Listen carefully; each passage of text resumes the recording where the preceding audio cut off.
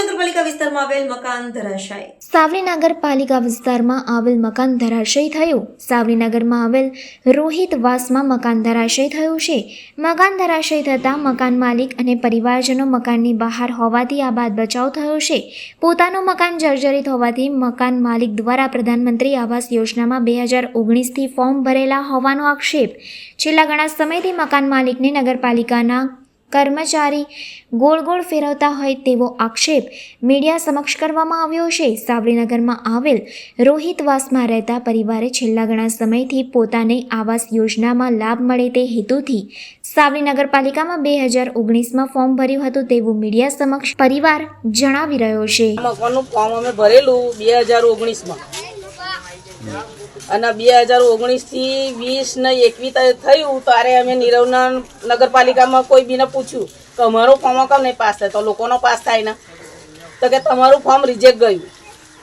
તો કયું કાગળ જોઈશે, તો સંમતિપત્ર જોઈશે કે તમે સંમતિપત્ર કરાયું. દિયરોના નણંદોને બધાને ભેગા કર્યા, સંમતિપત્ર કરીને પાછું આવ્યું.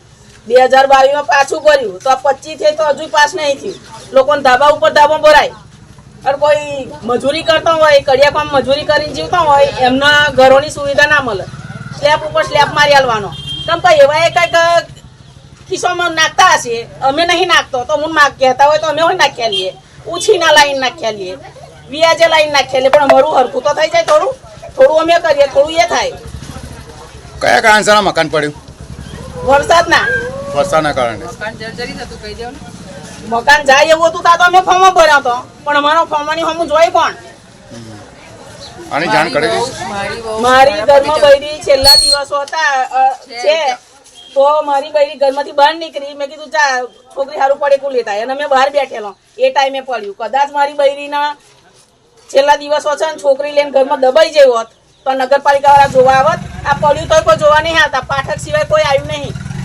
પાઠક એકલા જ આવ્યા. ઘરમાં કેટલા જણ હતા? અમે ઘરમાં 6 જણ છે. એમ તો કોઈને ઈજા થઈ છે? ના, કોઈને ઈજા નહીં થઈ.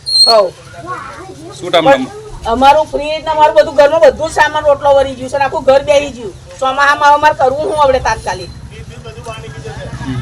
કોઈને ઈજા થઈ છે? ના, ઈજા નહીં થઈ. શું નામ તમારું? જોશનાબેન રમણભાઈ, સાવલી.